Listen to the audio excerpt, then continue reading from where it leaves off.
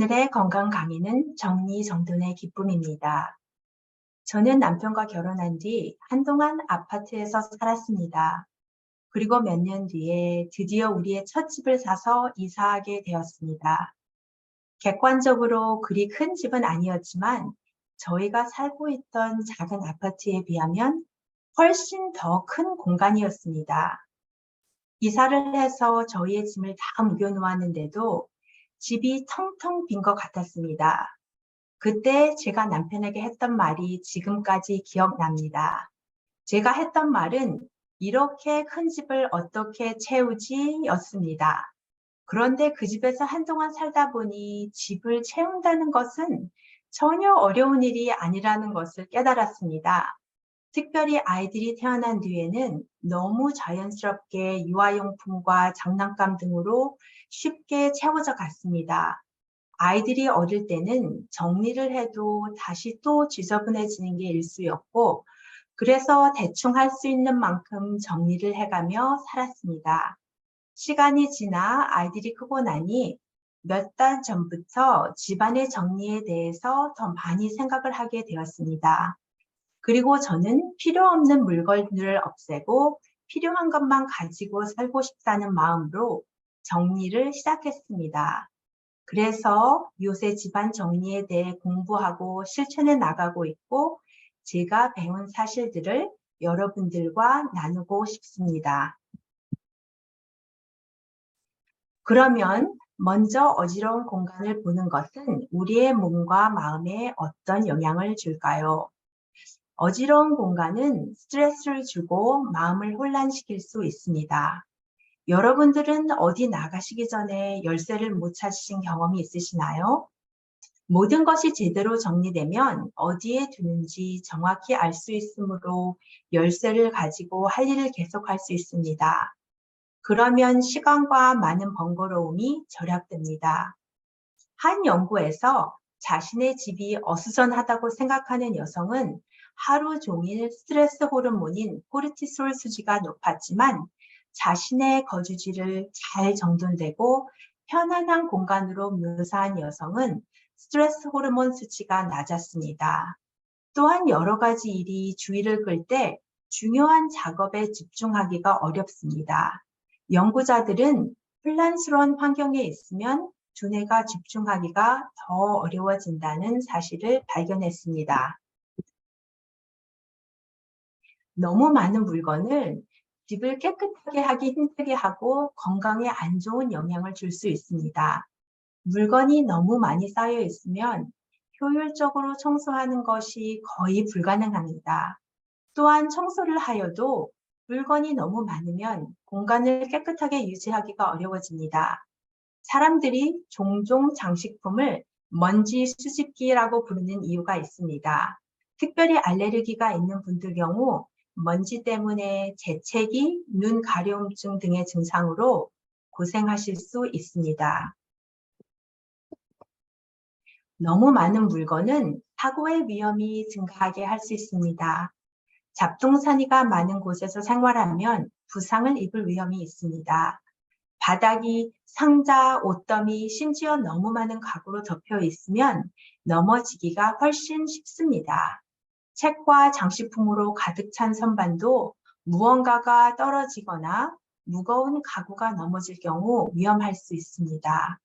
또한 종이나 기타 가연성 물건이 많다면 집에 화재 위험이 있을 수 있습니다. 우리 주위의 잡동사니는 웰빙을 감소하게 합니다. 주변 환경이 어지러워지면 집에 대한 부정적인 감정이 생길 수도 있습니다. Journal of Environmental Psychology에 2016년에 발표된 연구에서 연구자들은 집이 단순히 우리가 사는 곳 이상이라고 말했습니다. 그들은 우리의 집이 상황, 경험, 의미의 집합체라고 제안했습니다. 개인은 이러한 경험을 형성하지만 또한 경험에 의해 형성되기도 합니다. 이로 인해 과도한 어수선함은 주관적 웰빙에 해를 끼치는 것으로 나타났습니다. 그렇다면 어떻게 우리 주변의 어지러운 공간을 바꿀 수 있을까요? 이제부터 알려드리는 방법들은 집안의 어수선한 상황을 해결하는 데 도움이 될 수 있습니다. 하지만 먼저 한 가지 드릴 말씀은 어수선한 상황을 해결하는 것만큼 감정적 경험에 주의를 기울이는 것도 중요합니다. 아시다시피 단순히 물건을 버리는 것만큼 쉬운 일은 아닙니다. 불안, 스트레스, 심지어 우울증과 같은 어려운 감정이 생길 수도 있습니다. 이런 경우에는 반드시 의사나 정신건강 전문가와 상담하세요. 첫 번째는 시간을 정해서 투자하세요. 계획 전체를 정리하는 것은 어려운 일입니다. 하지만 시간을 관리 가능한 블럭으로 나누려고 한다면 어떻게 될까요? 어쩌면 여러분은 평일 저녁마다 집안의 한 구역을 정리하는데 1시간을 할애할 수도 있습니다. 천천히 가셔도 괜찮습니다. 우리가 보통 하루에 모든 물건들을 모으지 않았을 것이므로 하루에 모든 것을 정리하려고 무리하지 마십시오. 집의 각 방에서 보내는 시간에 대한 목표를 설정하는 것이 도움이 될 수 있고 또 믿을 수 있는 친구나 가족들을 초대하여 도움을 받을 수도 있습니다. 다음에는 가지고 있는 물건을 줄여보세요. 정리하실 때 물건의 항목을 정하여 나누는 것이 도움이 될 수 있습니다. 예를 들어 첫 번째는 보관하고 두 번째는 다른 사람에게 주거나 기부하고 세 번째는 버리는 것으로 할 수 있습니다.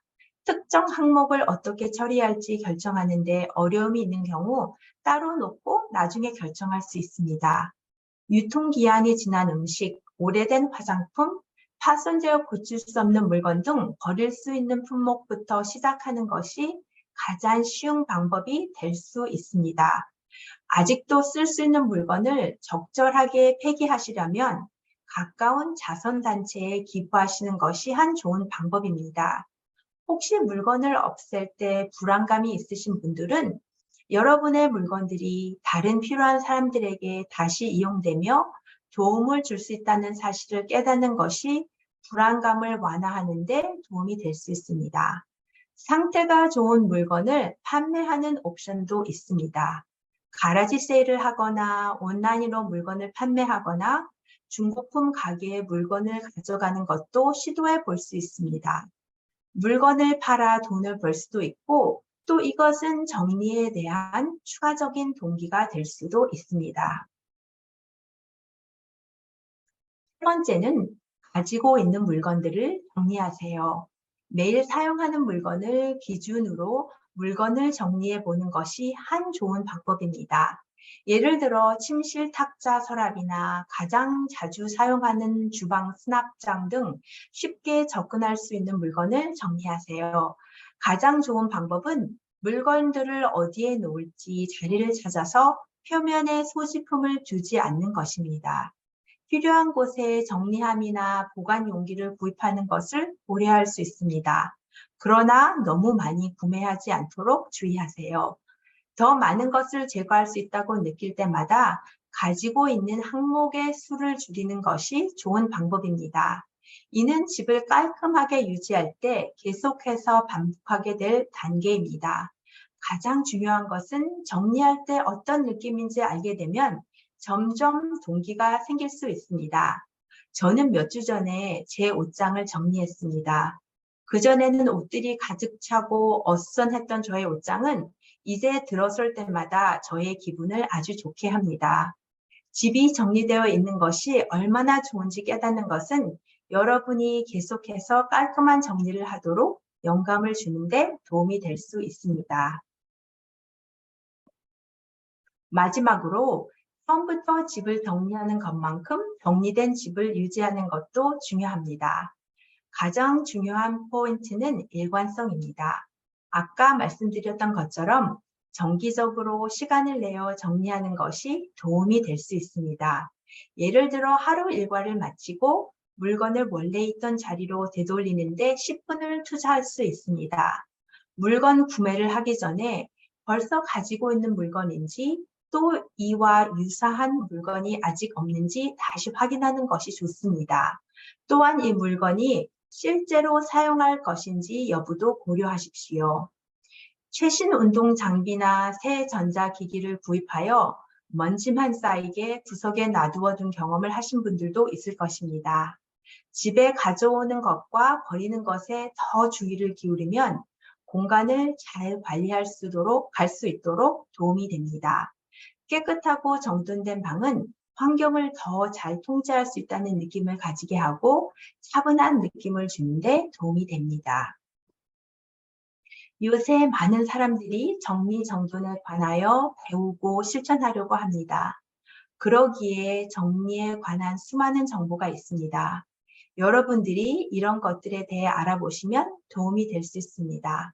온라인 프로그램이나 책 등등은 여러분들에게 좋은 정보와 영감을 줄 수 있을 것입니다. 공간을 정리함으로 여러분의 웰빙을 증가시키고 여러분의 공간이 정말 편하게 휴식을 주는 장소가 되기를 바랍니다. 감사합니다.